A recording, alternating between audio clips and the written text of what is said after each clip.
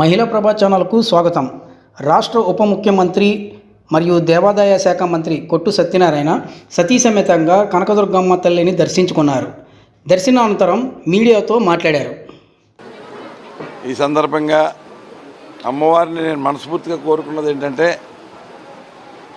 ఈ రాష్ట్రం సుభిక్షంగా ఉండాలి, రాష్ట్ర ముఖ్యమంత్రి గారికి మరింత శక్తి సామర్థ్యాలు నువ్వు అందించాలమ్మా. ఇవాళ అందరూ కూడా దుర్మార్గులు కాచుకుని ఉన్నారు.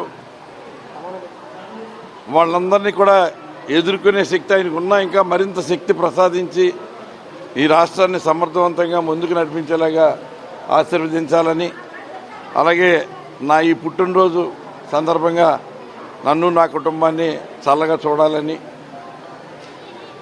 అమ్మవారి దయతోటి రాష్ట్రం అంతా కూడా, రాష్ట్ర ప్రజలందరూ కూడా సుఖ సంతోషాలతో ఉండాలని మనస్ఫూర్తిగా అమ్మవారిని కోరుకుంటూ, అమ్మవారి ఆలయాన్ని అన్ని రకాలుగా అభివృద్ధి పదవులు నడిపించడానికి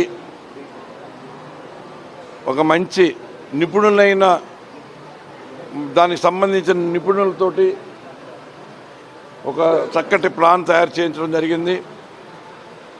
ఈ ప్లాను ముఖ్యమంత్రి గారి దృష్టిలో పెట్టి ఆయన అనుమతి తీసుకుని ముందుకెళ్ళటానికి అన్ని రకాలుగా కూడా సిద్ధమవుతూ ఉన్నాం.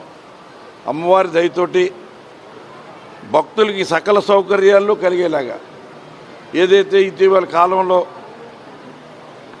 మరి పత్రికా ప్రముఖంగా మీరు ఎత్తి చూపిన లోపాలన్నీ కూడా సరిదిద్దుకుని,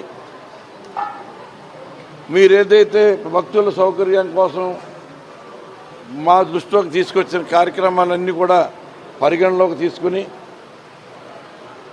అటువంటి లోటుపాట్లు ఎక్కడ ఆలయంలో జరగకుండా భక్తులకి అన్ని రకాల సౌకర్యంతో పాటు విశ్రాంతి తీసుకునే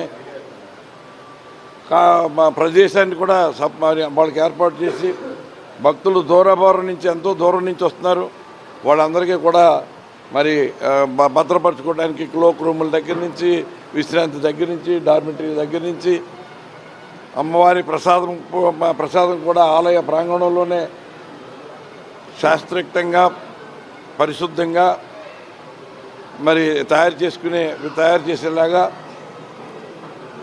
అమ్మవారి ముఖమండపం నుంచే, రాజగోపురం నుంచే ప్రతి ఒక్కరు కూడా అమ్మవారి దర్శనం చేసుకోవాలనే విధంగా వేలాది మంది మరి ఆలయ ప్రాంగణంలోనే ఉండేలాగా, అంటే దసరా ఉత్సవాల్లో మనం ప్రధానంగా మరి మూలా నక్షత్రం రోజున, అలాగే అమ్మవారి దసరా మహోత్సవం రోజున పెద్ద ఎత్తున భక్తులు వస్తారు.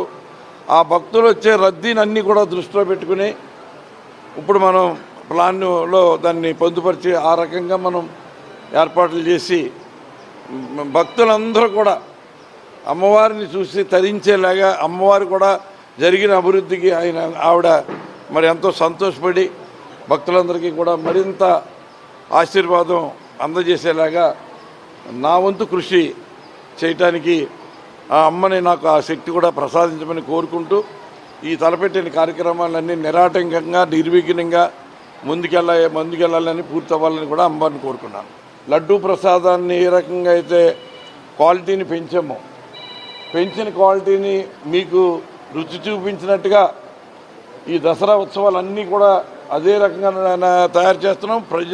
ప్రస్తుతం కూడా అదే రీతిలో అదే దిట్టం ఇచ్చి మంచి ప్రసాదం అంటే ఏదైనా ప్రసాదమే, కానీ తిరుమల తిరుపతి లడ్డూని ప్రామాణికంగా చేసుకుని మనం అందరం కూడా తిరుపతి లడ్డూ అనే ఒక ప్రత్యేకత సాధించుకున్నాం. అదే క్వాలిటీతోటి అమ్మవారి ప్రసాదం కూడా అందించాలని ఆ క్వాలిటీని ఇప్పటికీ కొనసాగిస్తున్నాం. ఇక భవిష్యత్తులో కూడా అదే క్వాలిటీతోటి భక్తులకి ఆ లడ్డూ ప్రసాదాన్ని ఏర్పాటు చేస్తాం.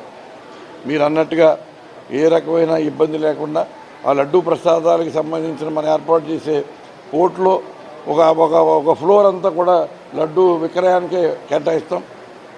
ఇంకొక ఫ్లోర్లో దానికి సంబంధించిన ఇంకా ఇతర కార్యక్రమానికి కూడా ఉపయోగిస్తాం. అంటే పూర్తి స్థాయిలో ఆలయానికి సంబంధించినంతవరకు అన్ని పారామీటర్స్ కూడా పరిగణలోకి తీసుకునే ఏర్పాటు చేయబోతా ఉన్నాం. అందుకే దానికంటే మించి ఆలయానికి సంబంధించిన వాస్తుపరమైన అన్ని ప్లస్ పాయింట్స్ని కూడా పరిగణలోకి తీసుకుని మరింత వాస్తు సమకూరేలాగా, ఆలయం మరింత అభివృద్ధిలోకి వెళ్ళేలాగా, అమ్మవారి దర్శనానికి లక్షలాది మంది భక్తులు మరింత పెద్ద ఎత్తున వచ్చేలాగా అన్ని రకాలుగా ఆలోచన చేసి ముందుకెళ్తాం.